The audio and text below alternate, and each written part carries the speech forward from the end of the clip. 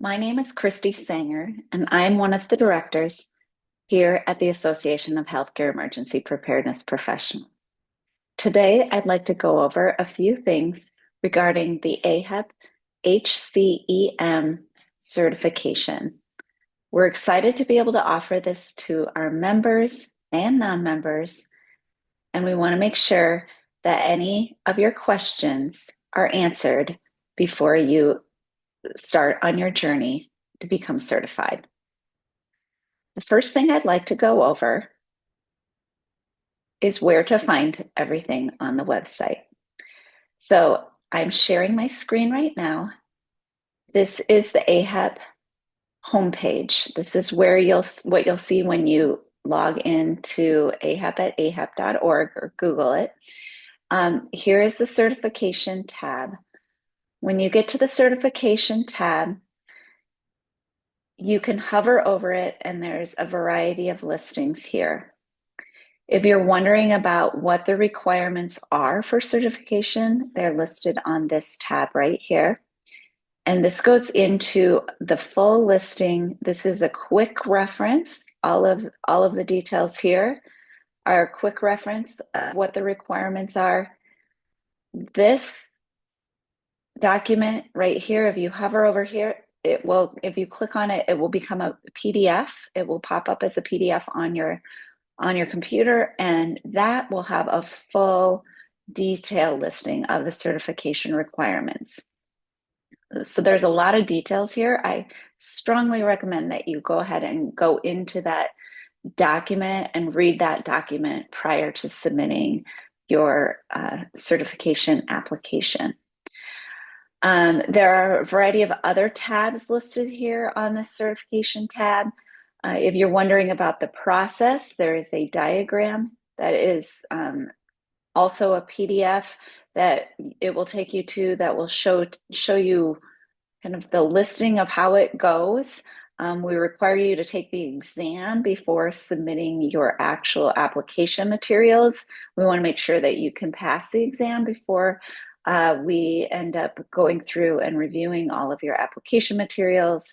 So we want to make sure that that happens first. So test first and then submit the full application with all of your experience requirements. The list of costs is listed here for resubmission for a second review. We do actually charge an extra fee if it is a significant re-review of the actual application. So please make sure that you have all of your materials in order prior to submitting. Last thing we want to do is have to charge you an additional fee to resubmit your documentation when you already had it. The committee actually determined that the recertification will happen annually. We want to make sure that we can keep that expense as low as possible and keep it as a consistent part of your budget. So that will be an annual recertification fee. Then when you go to the registration, your registration is right here for the exam. We do the exam 2 times per year, once in February, once in August. If you want to sit with pen to paper on this exam, the only time we offer that is at the annual conference. So that would be in February. So if you want to actually sit in a room that is proctored and put pen to paper for this exam, February is your time. If you want to take the exam in February, but you don't want to do it and on paper, you prefer to take online tests, you can't make it to the annual conference for whatever reason, that's fine too. We will offer it on the electronic version of the exam in February as well. But if there is a need or a want to do it on paper, we only offer that 1 time per year at the annual conference. If you're looking to see who was on the certification committee, who created this, there is a tab here. It lists out all of those individuals that participated in creating this certification. If you happen to know one of them, and want to reach out and either say thank you or ask a question, I'm sure that they would love to hear from you. This other tab here that says Certified HcEM Listing is the list of individuals that are currently certified. This is listed here for you as somebody that might be interested in who's been certified already to go over and see who maybe you know that is certified in case you have some questions or you want to reach out to a friend. The other reason that we have that is so that if your manager wants to have an official listing or potential manager wants to see an official listing of those certified individuals, it is listed there. So you go, you take the test, you pass the exam, now what? So this is the part that gets a little bit tricky. After you get the exam passed, you will receive an email with the link in it. This will be the link that you'll receive. It will allow you to submit your materials. Depending on what level of certification you're applying for will be what button you choose. Um, Once you choose that level, then you'll be taken to an actual application page. So that application page, the first one that I'm going to show you is the B or the basic level. This requires only 1 year of experience in healthcare EM. And it is the most basic level application. There's not a lot of question to this.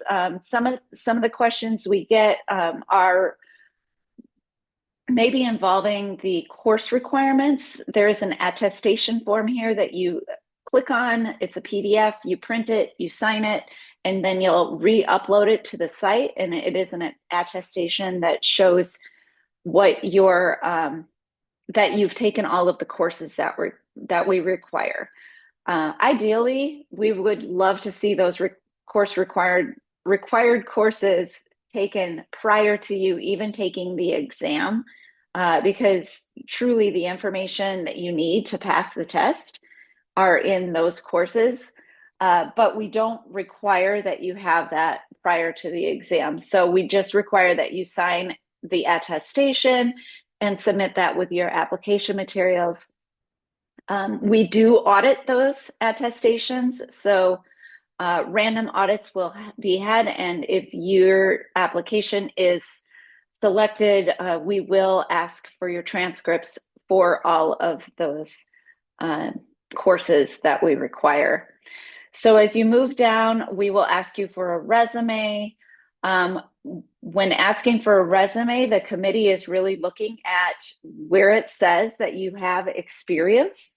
So whatever application that you're filling out, we need to make sure that we can verify your experience that is required for whatever level that you are applying for. So please make sure that that clearly states your experience. For the basic level, it is not as restrictive, but when you get up into the higher levels, the P, the professional level, or the mastery level, if there is any question as to whether or not you have the required experience, if it's not clear on your resume, make sure that you submit the additional optional letter of explanation that does describe to your reviewer why you qualify. If you don't submit that letter, we may need to request additional documentation or clarification, which can result in additional fees. This is where you submit your emergency management response experience. For the basic level, we want to see that you have participated in an exercise. We don't have any specific requirement of what type of exercise. It can be discussion-based, an operations-based, a real-world event. Any of those do qualify for the basic level. As you go up in the qualifications regarding the P or the M levels, those become more stringent, and we'll go over that next.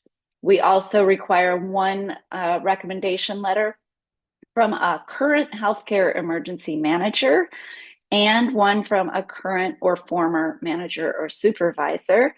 If you don't know somebody that is a current healthcare emergency manager, please don't hesitate to reach out to us at AHEPP. We would love to set you up within our mentorship program and get you affiliated with a current healthcare emergency manager, not only for the purpose of applying and making sure that you can meet your requirements for your HcEM application, but also it is a great idea if you're new to this field to have a mentor, somebody that you can call when you have questions, and we would love to facilitate that for you.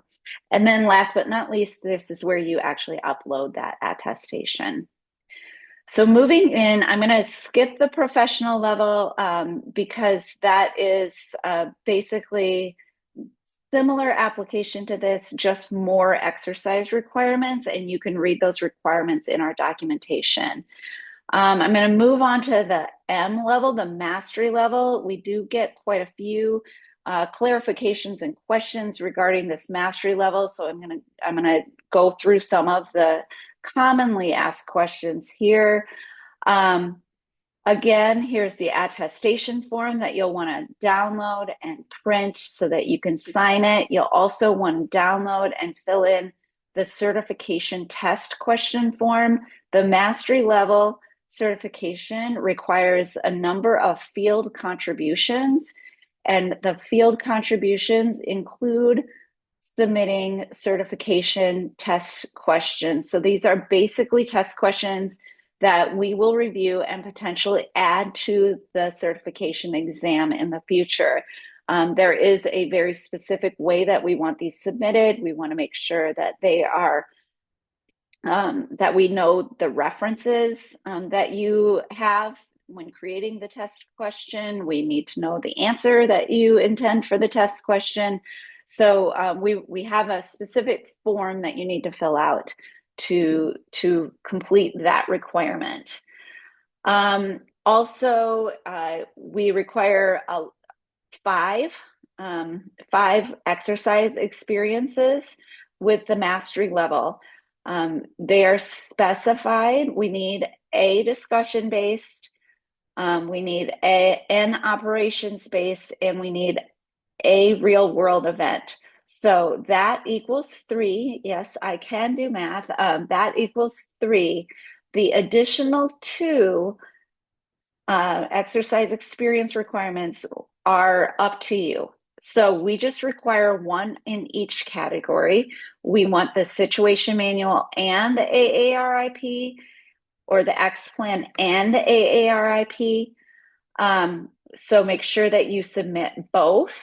And then for your real world event, the AARIP, all of these for the mastery level, we need to be able to see that you were the leader of these exercises or facilitator of these exercises. So if these documents that you're uploading don't clearly state that you were the leader in the real world response or the exercises, we will ask you to upload additional additional documentation that explains and shows proof of the leadership for all of your exercises. So if it doesn't clearly state that you are the exercise planner, the exercise director, the incident commander, on the command staff within your incident command chart, whatever the documentation you're submitting, if it doesn't have your name on it that clearly states that you were a leader within that response, we need additional proof submitted that shows that you were in fact leading those types of responses. That's a big one that we end up having to have people resubmit on a lot. So make sure you don't miss that. Again, the attestation form for the required courses is listed here. We require a resume. This shows 10 years of experience. If you don't have a clear 10 years of healthcare emergency management experience, be it you worked part-time for part of those years, your role didn't clearly state healthcare emergency manager, but it included those duties. Whatever it is that you need to explain, please send that in an additional letter and explain that for the review committee. This is another reason that we have to get applications resubmitted frequently, because it is not clearly stated in your resume that you have the full experience that is required for this level of certification. So please make sure that you do that. And then we again require the letter of recommendation from your current supervisor or past supervisor and a current healthcare EM. That is something that we require for all levels. And then lastly, here's the field contribution. The field contribution that we require is either a presentation to a healthcare audience, or a healthcare emergency management audience, or some type of audience that you are presenting and teaching others about healthcare EM at a national level or a regional level. The AHEPP conference, there's a number of other healthcare emergency management conferences. It can't just be a presentation at your own facility. It, at the very least, needs to be a regional educational contribution.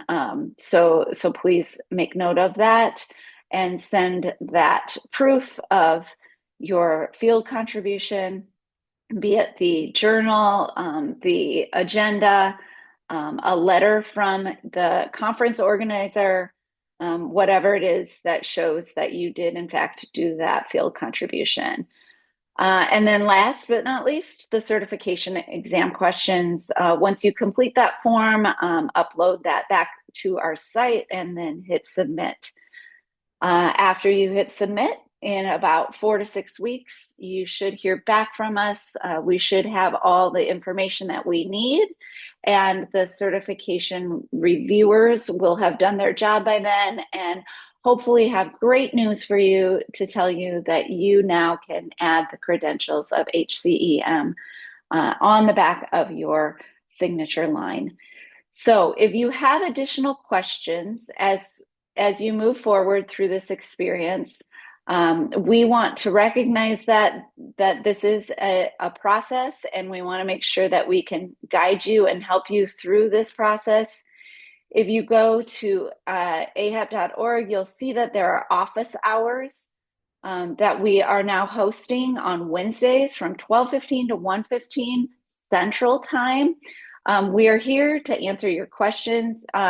Right here is where the office hours are listed as well. You can click on that banner, or you can go to the tab. When you go to the tab, here's the link. We'll be here Wednesdays from 12:15 to 1:15 to answer questions. Somebody from the leadership team of AHEPP will be here.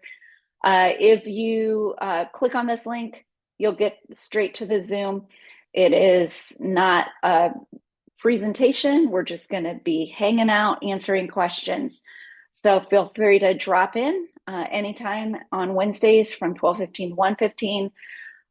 If you have questions or need a little help, we're happy to be here for you and answer your questions so that you can have success with your certification exam and application. And essentially any other question that you might have about AHEPP, we're here for you. So it was good to have an opportunity to discuss this with you today. Again, stop into the office hours if you have any additional questions. We would love to help you out on this journey, and we'll see you next time.